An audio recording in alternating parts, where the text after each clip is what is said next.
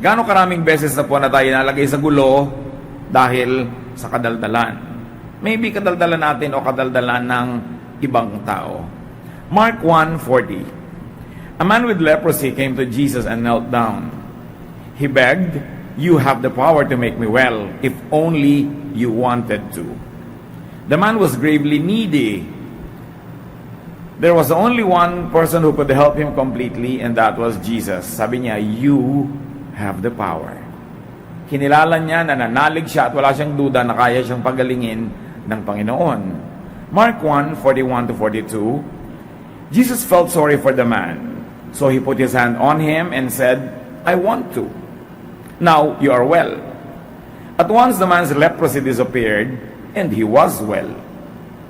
So Jesus touched the leper, healing him, but joining him in his space and situation. Pagka po tayo tumutulong, tayo naapektuhan, hindi pwedeng hindi. Pag tayo nagbibigay, tayo nababawasan. Pag tayo ay nagpapatawad, tayo ay mayroong tinatanggal mula sa ating sariling kapakanan tungo sa iba. In touching the leper, Jesus made himself unclean. At least ceremonially, because to touch a leper would render one unclean.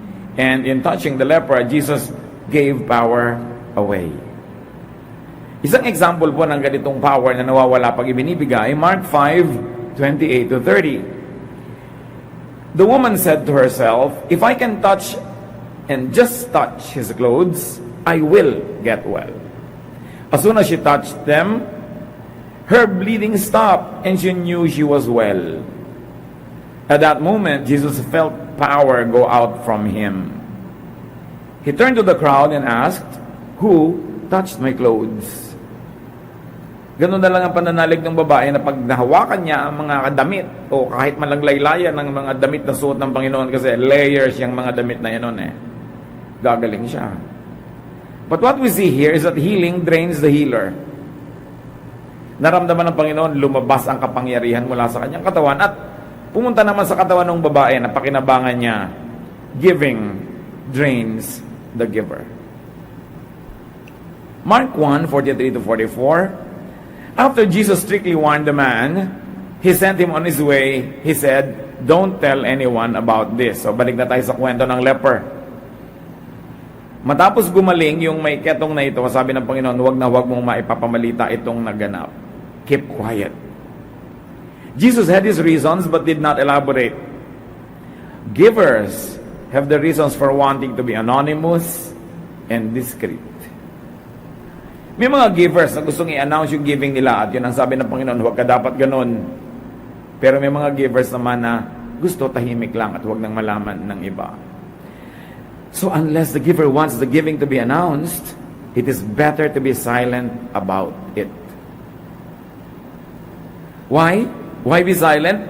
To protect the giver from more requests, from abuse, from pressure, and unwanted attention. Natandaan ko nung high school days namin, meron kami isang production, stage production, and we were getting donors and sponsors, and we were printing souvenir programs, ilalagay doon ang mga pangalan ng sponsor, donor, etc., etc. Then I remember this very particular respected professor who donated a lot of money and said, "Please do not put me on the list. Huwag niyo akong ilalagay sa mga donor, sponsor, whatever." At ako naman, I had the audacity to ask her, "Siko, Professor Gapud, bakit po ayaw niyong malagay yung pangalan niyo? Nag-donate naman kayo talaga." Sabi niya, di lahat ng makakatingin sa program, pag sila magpo-produce, pupunta rin sa akin.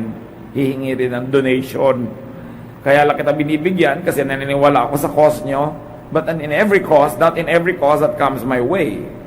So may mga givers na tahimik ang gusto nila, hindi dahil humble sila, kundi dahil wise sila. Bakit mo nga naman pagmamakaingay? Ang isa sa mga pinakamalaking problema, pag nagkapera ka at alam ng marami, di wala na silang ginawa kundi pag nasaan yung pera mo. Pag namunga ka, gustong sungkitin ang lahat. Gustong hingin ang lahat dyan.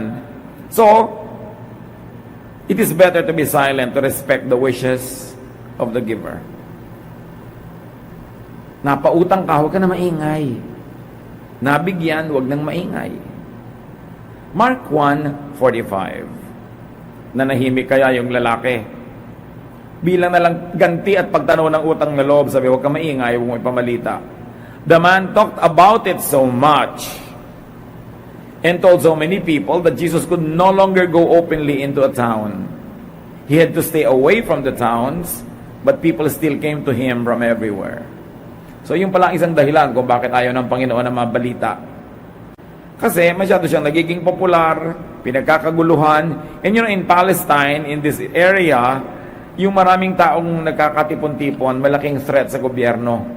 The Roman government was allergic to crowds, especially crowds in Israel that so easily get excited and make riots. So hindi dapat masyadong napapansin. So sabi niya, don't talk. Pero anong ginawa niya? Lalo nagsalita. Pahamak na recipient. Kayo ba pahamak? Yung nabigyan na kayo, malalaman pa ng iba yung source, pati tuloy sila makikihingi. Nagkaroon na tayo ng benefit. Yung may mahabang pila, may isa kang kilala, sinenyasan ka na lang na doon ka na lang sa kabila para maiksi o tutulungan ka niya. Kitang-kita pa ng lahat na pupunta ka doon, sunuran tuloy, napapahamak yung tumutulong sa'yo. May mga ganun eh. Innumerable people lost opportunities to be ministered to by Jesus because Jesus now had to avoid entering towns. Maraming sanay na pagaling pa kung tahimik lang tong lalaking to, pero ang ingay-ingay niya. Jesus was terribly limited. Of course, now we talk about it because Jesus can no longer be crowded about and around by so many people. Iba na kasi yung panahon. You can talk about it. But at that time, Jesus preferred that such miraculous events be kept silent. And besides, he did not want to be known as a miracle worker. He wanted to be known as a teacher of salvation, of an emancipator, somebody who set people free from the needless imprisonment to religion and tradition and many social expectations. Pero dahil naaawa siya, nagpapagaling din, pero hindi naman yun ang number one reason kaya siya nagpunta sa lupa. Nagpatayo siya ng mga iglesia, hindi naman ng mga ospital. Bagamat, gawain ng mga iglesia ngayon na magtayo ng mga yan because we like the love of Christ to be extended to people. And besides, Jesus was really a healer. But at the time, he preferred to be left alone. Ano ang application niya sa buhay natin? Respect people's wish and need for anonymity, for privacy, for discretion. Don't talk about what you see or hear or know, especially if you have obtained the information in a questionable way. Nalaman mong may sakit yung isang tao pero hindi naman siya ang nagsabi sa'yo, keep quiet.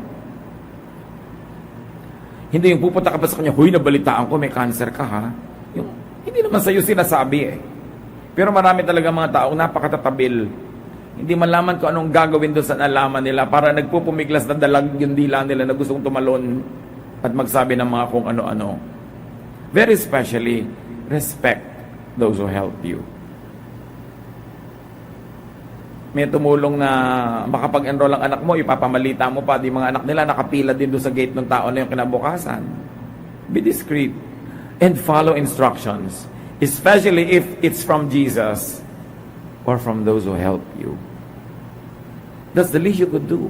Don't talk more than necessary. Don't talk too much. Proverbs 10:19, you will say the wrong thing if you talk too much. So be sensible and watch what you say. Yung kinumusta ka lang, kumusta, ikinuwento mo na yung buong medical history mo. Sa susunod, pag nakakasalubong ko ng tao na yun, iiwas na siya dahil ayaw ka na niya kumustahin dahil isang volume ang sagot. Dapat proportionate lang. Konting kinumusta ka, konting sagot. Konting may sinabi sa'yo, konting sagot. Malalaman mo naman kung gusto niya ng mahabang usapan magpaparamdam yung tao. Pero wag naman yung naging napakahirap ng pagsubok kung paano puputulin ang napakahaba mong dila. Don't talk too much. And sabi nga ng Proverbs, if you talk too much, chances are you will say the wrong thing. So sino ang napapahamak? Ano ang nasisira sa katabilan natin? Review the past. Gano'ng karaming tao napahamak dahil may nasabi tayong hindi dapat sabihin. Ephesians 4:29, Do not let any unwholesome talk come out of your mouths, but only what is helpful for building others up according to their needs, that it may benefit those who listen. And very especially, it may benefit the subject, yung kausap mo. So we talk to build people up, para sila gumanda ang pakiramdam, para umasenso ang kanilang karunungan, para umangat-angat ang kanilang kalagayan. Pero maraming beses baligtad ang dahilan o magiging bunga ng ating pagsasalita. May napapahamak, may napapahiya. At meron pa na napakagaling magsalita para lang i-prove na magaling sila sa repartee. That they could put people down with their tongue, and that they could silence everybody. Actually, you will be hated if that is the way we use our tongues. Ang taong espiritual, you will control your tongue. Proverbs 13:3, those who control their tongue will have a long life. Opening your mouth can ruin everything. So a loose tongue, sabi nila, often gets its honor in a tight place. Maraming pinagsisisihan na hindi sana nangyari kung hindi lang nagsalita agad.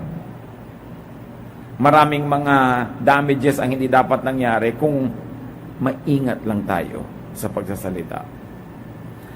Now, it's not only our tongues that we should control. We should also help control other people's tongues. How? By not asking them. Yung merong taong gusto magkwento pero diniscourage mo na, so na-control mo rin yung tongue niya. Hindi ka na nagtanong, hindi ka na nagkusisa. Hindi mo na in-encourage na magkwento pa siya na magkwento. And when they begin to tell stories that should not be told, you can help control their tongues by not listening to them. You can change the topic, you can leave the room, or you can be direct and say, I really don't want to talk about these things. Then, na-control mo rin sila. Proverbs 26:20, where there is no fuel, a fire goes out. Where there is no gossip, arguments come to an end. So may dalawang nag-aaway, kausap mo si A, may sinabi, pupunta ka kay B. Alam mo, sabi ni A, siyempre si B naman, sabi niya, may sasabihin din siya, punta ka naman kay A. Alam mo, sabi ni B, hindi matapos-tapos yung gulo, ikaw pala yung nagpapalala. An open ear is fuel to the fire of talk. People must know. You must let people know that not every word they will say is welcome in your ears. Dapat nag-aalangan din sila magsalita ng makalaswaan, mga kapangitan, kapintasan, chismis in your presence. Respeto nila sa iyo yun. At dapat turuan natin ang mga tao magrespeto na in my presence, you cannot say just anything about just anybody because I will not allow it. Then you teach people to control their tongues. Sabi ng Ephesians 4:27, don't give the devil a chance. In many ways, in every way. Pagka merong eager, tapos ikaw naman willing makinig, you are giving the devil a chance to take over. An open ear is a great chance for talk to grow. So, hold your tongue from needless talk. Pamimintas na wala namang uuwian na mabuti para sa pinintasan o sa nakikinig. Pagrereklamo na hindi naman mag-i-improve yung situation, lalo lang tuloy naging na-discourage, na siraan ang loob, o nawala ng gana sa buhay yung kausap natin. Close your ears for needless words. And there's one other thing. Forgive loose tongues. Gano'ng karaming beses na kayo nasaktan dahil may madaldal? Dahil may sinabing pangit, mali man o tama, pero pangit pakinggan at nakakasakit ng loob. Gano'ng karaming sama ng loob ang kinikimkim natin sa mga tao may sinabing hindi maganda laban sa atin o mga mahal natin sa buhay?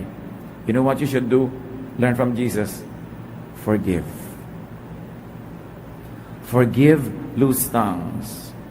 Sabi nga nila, they might not deserve your forgiveness, but you deserve your peace. And when you forgive, you become peaceful. So forgive. If you are not kind, forgive because you are wise. Kahit hindi nila deserve na mapatawad mo, deserve mong matahimik. At kung pagpapatawad lang ang magbibigay sa'yo ng katahimikan, ba't mo naman ipagkakait sa sarili mo yung katahimikan na yon? Minsan sa gusto natin makaganti o sa kaayawan natin magpatawad, tayo yung patuloy at paulit-ulit na nalulugi. Kasi tuwing naaalala natin yung sama natin ng loob, nagagalit tayo, nagkakasala tayo, nasisira yung ating mood, nawawalan tayo ng gana, nasisira yung creativity, at the end of the day, you lose. Minsan ka lang ginawa ng mali, pero ting araw-araw aalalahanin mo yon.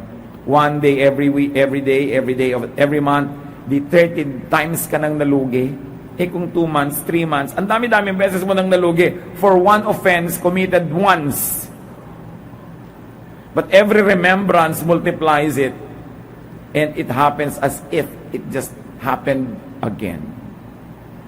So yung pagpapatawad, lalo sa mga matadaldal, nanira, nagchismis, huwag na kayong umuwi ngayon na may dala-dala pang galit, ipatawad nyo na. Sabi nga natin, kung hindi kayo dahil mabait, kasi dahil matalino kayo.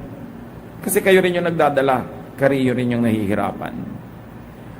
May nagsasabi that speech is silver, silence is gold at the right moments. So kung minsan, ang maibibigay lang natin sa ating kamag-anak, sa ating kaibigan, sa mahal sa buhay, the gift of our silence. Yung halimbawa, yung may mga sakit, alam mo naman na hindi pa gumagaling, alam mo naman na nagdurusa pa, naghihirap pa, pinipilit pa rin magpagamot, tapos lagi mo itatanong, how are you? It's a very thoughtless question. Because you know na hindi na siya well pa, anong ini-expect mong sagot? I'm not well. The question and the answer will make the person feel bad. And just going through the motions of explaining to you why the person is not well already adds burden to the patient or to the ones who care for the patient.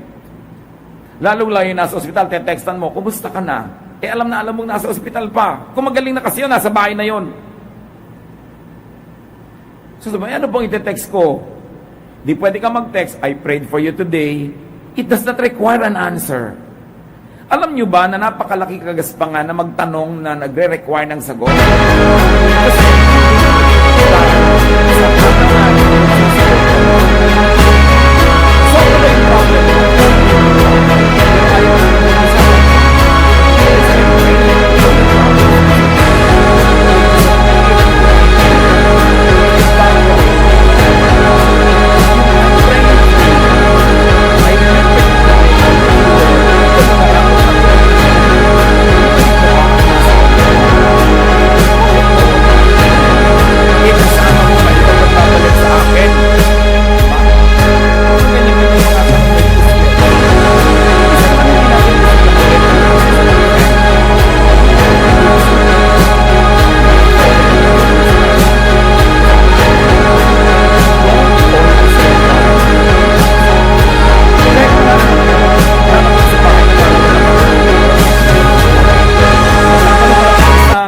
Diagnostic question.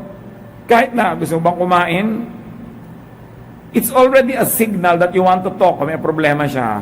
At pag naramdaman yung parang ayaw, ba't hindi ka kumikibo? Tapos ayaw ng kumibo, kumibo ka? It's a pressure. Kaya nga sinabi natin, most of the time, your silence is already a great gift. Especially if any word you will say would only become judgmental or self-righteous, or it would be a pressure to the other person, give the person the gift of your silence. You don't always have to prove that you know what's going on in people's lives. And that is the temptation why many people talk and ask, because they want to prove that they know something. But you never get liked for being such a sleuth. Gusto natin yung pag gusto nating tahimik, iginagalang tayo. Respect people when they want to be silent. Although, of course, be sensitive because sometimes gusto na pala niya magpakamatay. Kaya, nagiging sensitive ka rin, nagbibigay ka ng mga opening. Gusto mo, you want to take a walk? Pero huwag ka magtatanong, anong problema mo? Lalo kung ayaw niyang sabihin. Kasi kung gusto niyang sabihin, sasabihin niya. Ama namin, turuan niyo po kami na matutong manahimik sa panahong dapat at magsalita sa panahong dapat at kapakipakinabang magsalita. Turo mo sa amin, Panginoon, yung pananagutan ng gift of tongue.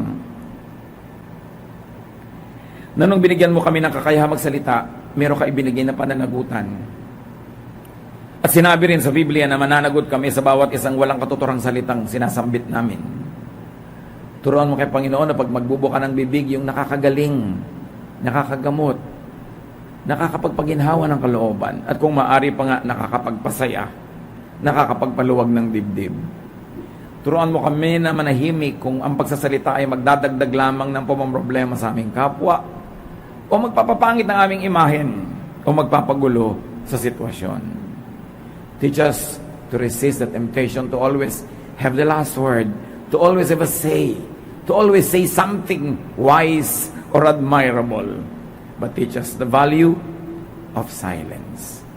When correctly applied, it reflects your goodness. Teach us, O God, how to use this properly. Pagbulay-bulayan natin, napakasimpleng paalalang ito na sa kasimplihan madalas sa ating malimutan. Suriin natin mga kapatid kung anong mga pananagutan at kasalanan ng mga dila natin at tumahimik tayo, humingi tayo ng tawad sa Diyos, at ganon din kung meron kayong kinakasamaan ng loob, galit kayo dahil sa mga sinabi nun, patawarin nyo na ngayon na, wag na bukas.